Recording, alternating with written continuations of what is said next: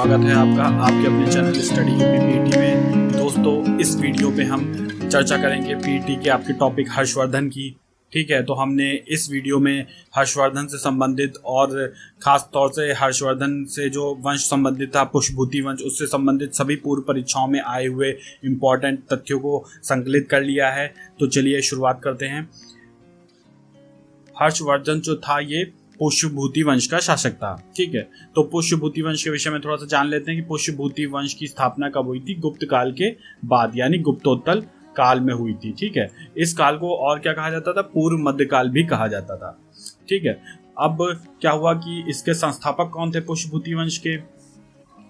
पुष्यभूति वंश के संस्थापक थे पुष्यभूति ही थे। ठीक है, और जो इनकी इस वंश की जो जानकारी का स्रोत है, खास तौर से जो हर्ष की जानकारी जो हमें प्रारंभिक शासनकाल की मिलती है, वो बाण भट्ट द्वारा रचित हर्ष चरित से मिलती है। ठीक है, क्योंकि बाण भट्ट जो थे वो हर्ष के दरबारी कवि थे। साथ ही ऐहोल अभिलेख से मिलती है। ठीक है, और हेनसोंग के यात्रा वृतांत से हमें हर्षवर्धन और तत्कालीन समय के विषय में जानकारी मिलती है। तो चलिए हम एक एक करके हर तथ्य को देखते हैं। गुप्त वंश के पतन के बाद जिन नए राजवंशों का उद्भव हुआ उनमें मैत्रक, मौखरी, पुष्यभूति, परवर्ती गुप्त और गौड़ प्रमुख हैं। इन राजवंशों में पुष्यभूति वंश के शासकों ने सबसे विशाल साम्राज्य स्थापित किया। पुष्यभूति वंश के संस्थापक कौन थे? पुष्यभूति थे। इनकी राजधानी क्या थी? इनकी राजधानी थानेश्वर थी। थानेश्वर कहाँ लगता है? हरियाणा प्रांत के कुरुक्षेत्र अंबाला के आसपास का जो क्षेत्र है, आप देखेंगे कि वो क्षेत्र जो है वो थानेश्वर कहलाता है। प्रभाकर वर्धन इस वंश की स्वतंत्रता का जन्मदाता था तथा प्रथम प्रभावशाली शासक था जिसने परम भट्टारक और महाराजा धीराज जैसी सम्मानजनक उपाधियां धारण की थी। ठीक है, प्रभाकर वर्धन की जो पत्नी थी वो यशोमती थी। ठीक है, इनके दो पुत्र हुए, एक हुआ राजवर्धन और दूसरा हुआ हर्षवर्धन, और एक कन्या हुई जिसका नाम था राजश्री। ठीक है, प्रभाकर वर्धन की मृत्यु के बाद उसकी पत्नी जो यशोमती थी यानी हर्षवर्धन की जो माँ थी वो सती हो गई थी। चिता में कूदकर उन्होंने आत्मदाह कर लिया।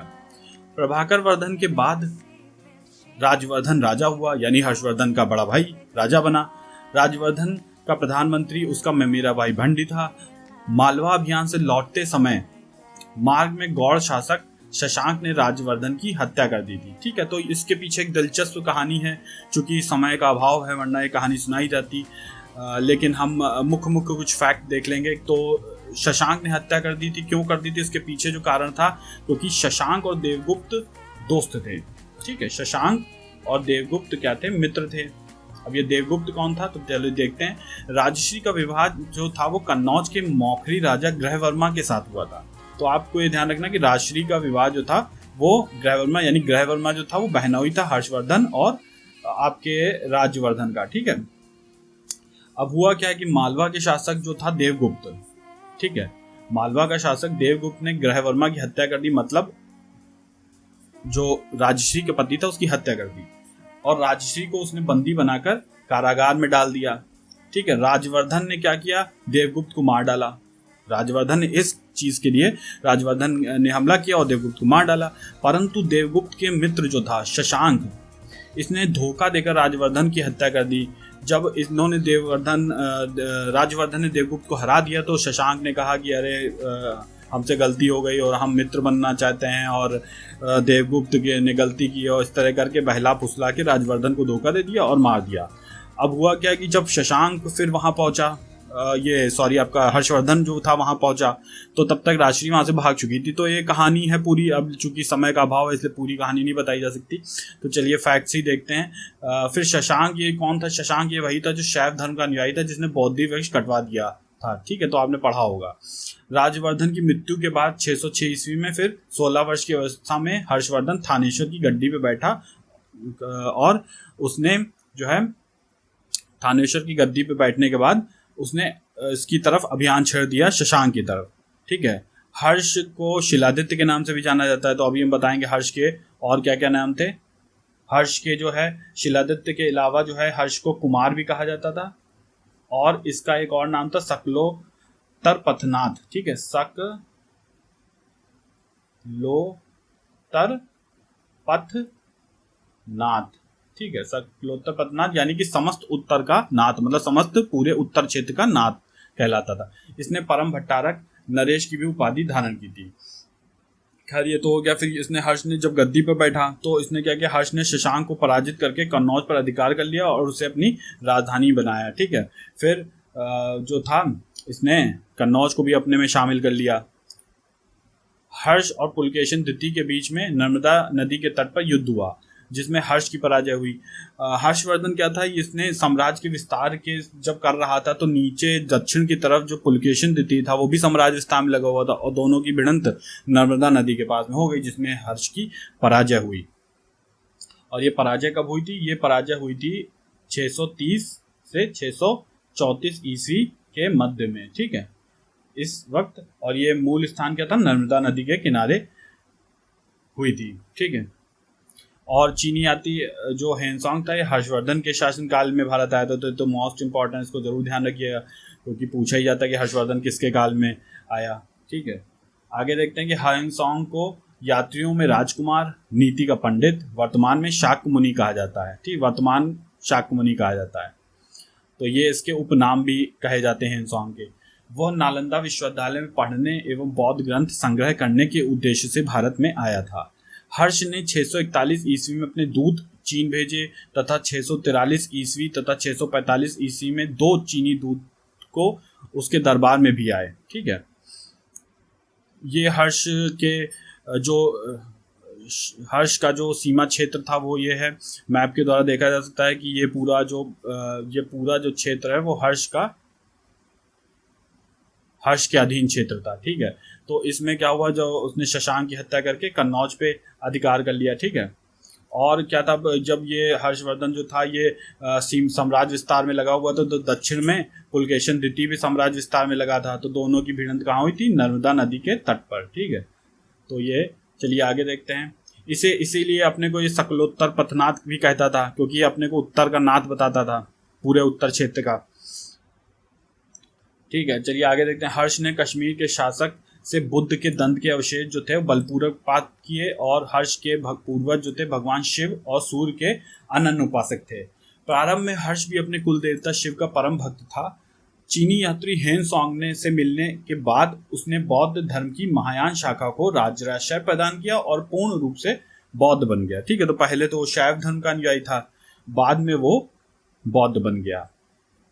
हालांकि उसके बाद भी उसकी जो नीति थी वो उदारपूर्ण ही रही धर्म के विषय में। और आगे देखते हैं। हर्ष के समय में नालंदा महाविहार महायान बौद्ध धर्म की शिक्षा का प्रधान केंद्र था। ठीक है, नालंदा महाविहार। हर्ष के समय प्रयाग में प्रति 5वें वर्ष एक समारोह का आयोजन किया जाता था जिससे कहा जाता था महामोक्ष परिषद कहा जाता था। थोड़ा इंपॉर्टेंट है, इसको ध्यान रखिएगा। महामोक्ष परिषद जो थी किसके शासनकाल में होती थी? हर्षवर्धन के शासनकाल में प्रति 5वें वर्ष। ठीक है, हेनसोंग इसमें शामिल हुआ था 6वें समारोह में। ठीक है, और ये भी इम्पोर्टेंट है, इसमें कभी पूछा जा सकता है कि हेनसोंग ने कब सम्मिलित हुआ महामोक्ष परिषद में? तो 6वें समारोह में सम्मिलित हुआ। बाणभट्ट जो थे हर्ष के दरबारी कवि थे। ठीक है, उन्होंने कौन कौन सी रचनाएं लिखी थी? हर्षचरित की रचना की और कादम्बरी की रचना की। ठीक है, ये इससे हमें हर्ष के जो शासनकाल है उसकी जानकारी का महत्वपूर्ण स्रोत जो है वो हर्षचरित भी है। ठीक है, प्रियदर्शिका, रत्नावली, नागानंद नामक 3 संस्कृत नाटक ग्रंथों की रचना हर्ष ने की थी। ठीक है, लोक सेवा आयोग में पूछा गया प्रश्न है, मोस्ट इंपॉर्टेंट है। कहा जाता है कि धावक नामक कवि ने हर्ष से पुरस्कार लेने और उसके नाम से 3 नाटक लिख दिए। ठीक है, हर्ष को भारत का अंतिम हिंदू सम्राट कहा गया, लेकिन वो ना तो कट्टर हिंदू था और ना ही सारे देश का शासक ही था। ठीक है, तो कहा जाता है हर्ष को अंतिम हिंदू सम्राट। ठीक है, आगे चलते हैं। हर्ष के अधीनस्थ जो शासक महाराज और महासामंत कहे जाते थे। हर्ष के मंत्रिपरिषद के मंत्री को सचिव और अमात्य कहा जाता था। प्रशासन की सुविधा के लिए हर्ष का साम्राज्य था वो कई प्रांतों में विभाजित था। प्रांत को भुक्ति कहा जाता था। प्रत्येक भुक्ति का शासक राजा, स्थानीय, उपरिक अथवा राष्ट्रीय कहलाता था। हर्ष चरित्र में प्रांतीय शासक के लिए लोकपाल शब्द आया है। ठीक है, भुक्ति का विभाजन जिलों में हुआ था। जिले की संज्ञा थी विषय, जिसका प्रधान कौन होता था? विषयपति। विषय के अंतर्गत कई पाठक यानी आधुनिक तहसील होते थे। ठीक है, ग्राम शासन की सबसे छोटी इकाई थी। ठीक है, ग्राम का शासन प्रधान ग्रामा छप टिलिका द्वारा होता था। ठीक है, प्रधान जो था वो क्या कहलाता था? ग्रामा छप पटलिकक। पटलिक, कितने कठिन कठिन नाम है। ठीक है, तो आप ये थोड़ा सा ध्यान रखिएगा। पुलिस कर्मियों यानी कि जो कानून व्यवस्था बनाने का काम होता था, पुलिस कर्मियों को चाट या भाट कहा जाता था। ठीक है, दंड पाशिक तथा डांडिक पुलिस विभाग के अधिकारी होते थे। इसी प्रकार अश्व सेना के जो अधिकारी को क्या कहा जाता था? बृहदेश्वर कहा जाता था। पैदल सेना के अधिकारी को बालाधिकृत कहा जाता था और या महाबालाधिकृत कहा जाता था। हर्ष चरित्र में सिंचाई के साधन के रूप में तुला यंत्र यानी जल पंप का उल्लेख मिलता है। हर्ष के समय मथुरा जो था वो सूती वस्तुओं के निर्माण के लिए प्रसिद्ध था। ठीक है, अब देखते हैं हर्ष के मंत्रिपरिषद जो थी उसके कुछ मंत्रियों के नाम देख लेते हैं। जैसे भंडी जो होता था ये प्रधान सचिव कहला होता था, और सिंगनाथ जो होता था प्रधान सेनापति होता था, और कुंतल जो होता था अश्व सेना का प्रधान होता था। इसी प्रकार जो है स्कंदगुप्त के विषय में कहा गया कि वो गज सेना का प्रधान होता था। ठीक है, अब यहाँ पे हम जो पुष्यभूति वंश है उसकी थोड़ी सी वंशावली देख लेते हैं। तो पुष्यभूति वंश की स्थापना जो थी पुष्यभूति ने की। ठीक है, राजधानी थानेश्वर को बनाया। फिर उसके बाद राजवर्धन प्रथम गद्दी पर बैठा, फिर आदित्यवर्धन प्रथम बैठा। ठीक है, फिर उसके बाद हम देखते हैं कि प्रभाकर वर्धन बैठा गद्दी पे। ठीक है, और उसके दो पुत्र हुए जिसमें राजवर्धन द्वितीय और हर्षवर्धन था। ठीक है, और एक कन्या हुई राजश्री, जिसके विषय में बता चुके हैं कि राजश्री का अपहरण कर लिया था देवगुप्त ने। फिर राजवर्धन ने मार दिया देवगुप्त को, फिर शशांक ने मार दिया राजवर्धन को, और फिर हर्षवर्धन ने मार दिया शशांक को। ठीक है, हर्षवर्धन का और क्या नाम था? शिलादित्य था, और इसने अपनी राजधानी पहले थानेश्वर बनाई थी। फिर जब शशांक को मार दिया तो उसके जो क्षेत्र था उस पर भी अपना अधिकार कर लिया, वो कन्नौज का शासक था।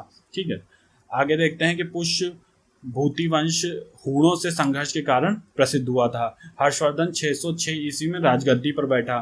ठीक है, हर्ष ने कुल 41 वर्षों तक शासन किया था। ठीक है, 16 वर्ष की अवस्था में हर्ष जो था वो हर्षवर्धन गद्दी पर बैठा था। ठीक है, 41 साल तक उसने शासन भी किया। चीनी यात्री जो था हेनसांग 629 से 645 ईस्वी के बीच में भारत में रहा था। हर्ष ने परम भट्टारक उत्तरापथ स्वामी की उपाधि धारण की थी। हर्ष एक प्रतिष्ठित कवि और नाटककार था। यह हमें कैसे पता चलता है? क्योंकि हमने देखा था कि प्रियदर्शिका, रत्नावली और नागानंद की रचना किसने की थी? हर्ष ने की थी। ठीक है, हर्ष जो था बौद्ध धर्म की महायान शाखा का समर्थक होने के अलावा विष्णु और शिव को भी मानता था। ठीक है, हर्ष ने विशाल धार्मिक सभाओं का आयोजन कन्नौज और प्रयाग में किया। ठीक है, हर्ष द्वारा आयोजित कन्नौज सभा हेनसांग के सम्मान में की गई थी। इस सभा में विभिन्न धर्मों एवं संप्रदायों के आचार्यों को बुलाया गया था। ठीक है, तो ये इंपॉर्टेंट है, इसको ध्यान रखिएगा। इस सभा की अध्यक्षता हेनसांग ने की थी। हर्ष ने इस अवसर पर मोतियों तथा बहुमूल्य वस्तुओं का खूब वितरण किया था। हर्ष के दिन का प्रथम भाग जो होता था वो सरकारी कार्य में, दूसरा और तीसरा भाग जो था धार्मिक कार्यों हेतु निर्धारित था। ठीक है, हर्ष के द्वारा प्रयाग में प्रतिवर्ष आयोजित सभा को महामोक्ष परिषद कहा जाता था। ठीक है, हर्ष का युद्ध और शांति का मंत्री कौन था? अवंती उसको कहते थे। जो युद्ध और शांति का मंत्री होता था उसको अवंती कहा जाता था। हर्ष का महासेनापति सिंगनाथ कहलाता था। ठीक है, तो ये वही उसका शासनकाल है जो उसका राज्य सीमा क्षेत्र था। ठीक है, हर्ष का तो इन क्षेत्रों में था जो कि हम देख चुके हैं। चलिए आगे चलते हैं। हर्ष के कुछ महत्वपूर्ण अधिकारी देख लेते हैं। ठीक है, तो सिंगनाथ कौन होता था? जो मुख्य सेनापति होता था। अमात्य कौन होता था? जो मंत्रिपरिषद के मंत्री होते थे। उपरी कौन होता था? भुक्ति का प्रशासक होता था। ठीक है, दांड पाशिक कौन होता था? ये जो पुलिस अधिकारी होता था। वृहदेश्वर कौन होता था? जो अश्व सेना का प्रधान होता था। बालाधिकृत कौन होता था? जो पैदल सेना का अधिकारी होता था। स्कंदगुप्त गज सेना का मुख्य अधिकारी। कुंतल अश्व सेना का प्रधान अधिकारी। अवंती शांति और युद्ध का मंत्री होता था। हेनसांग के अनुसार अधिकारियों का वेतन जो था वो भूमि अनुदान के रूप में दिया जाता था, मतलब भूमि दे दी जाती थी उनको उनकी सेवा के बदले में। हर्ष के समय भूमि कर कृषि उत्पादन का 6वां भाग वसूला जाता था। अश्व सेना के अधिकारियों को बृहदेश्वर कहा जाता था। ठीक है, चलिए आगे देखते हैं। हर्षवर्धन जो के विषय में 641 ईस्वी में हर्षवर्धन ने मगध राज की उपाधि धारण की थी। हर्षवर्धन सूर्य शिव बुद्ध का उपासक था। हर्षचरित में हर्षवर्धन को सभी देवताओं में सम्मिलित अवतार कहा गया है। ठीक है, हर्षचरित में हर्षकालीन ताम्रपत्रों में केवल 3 करों का उल्लेख है। पहला तो है भाग, दूसरा है हिरण्य, तीसरा है बलि। ये 3 जो थे वो कर उस वक्त हर्षकालीन समाज में प्रचलित थे। हर्षचरित के अनुसार थानेश्वर के प्रत्येक घर में शिव की पूजा होती थी। ठीक है, और हेनसोंग मगध के महायान संप्रदाय के 10,000 भिक्षुओं का उल्लेख करता है। हेनसोंग ने 637 ईस्वी में नालंदा विश्वविद्यालय गया, जहाँ के कुलपति कौन थे? आचार्य शीलभद्र। ठीक है, हेनसोंग ने अपनी यात्रा का वृतांत किसमें लिखा है? सियुकी नामक पुस्तक में अपनी यात्रा का वृतांत लिखा है, जिससे हमें हर्षकालीन समाज के विषय में थोड़ी अद्भुत जानकारियां प्राप्त होती हैं। पुलकेशिन द्वितीय की राजधानी वतापी थी, और इसका ये पुलकेशिन द्वितीय के बारे में जिसने हर्ष को हराया था, तो उसकी सर्वोच्च सेना का अध्यक्ष जो होता था महाबालाधिकृत होता था। ठीक है, अब हम कुछ हर्ष के विषय में थोड़ी सी अन्य चर्चा कर लेते हैं। जैसे कि उसकी केंद्रीय व्यवस्था, हमने देखा कि मंत्री परिषद होती थी, तो हर्ष की जो केंद्रीय व्यवस्था होती थी, ठीक है, केंद्रीय व्यवस्था में क्या होता था? एक तरफ मंत्री परिषद होती थी, ठीक है, और कौन होते थे? और अधिकारी होते थे। मंत्री परिषद का हमने देख लिया कि कौन क्या काम करता था, किसका क्या नाम होता था। ठीक है, तो ज़्यादा इसमें डिटेल में जाएंगे। वैसे महामात्य, कुमारामात्य, ठीक, जो मेन मंत्री परिषद के सदस्य होते थे उनको कहा जाता था। और जो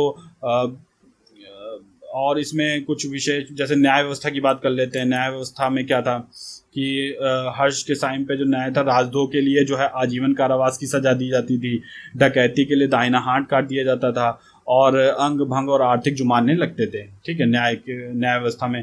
फिर कर व्यवस्था का हम बात कर चुके हैं कि 1/6 भाग जो था उपज का लगता था। ठीक है, चुंगी कर था। ठीक है, तो उसमें कुछ ज़्यादा बात करने के लिए है नहीं। अब हम बात कर लेते हैं थोड़ा सा धर्म के विषय में।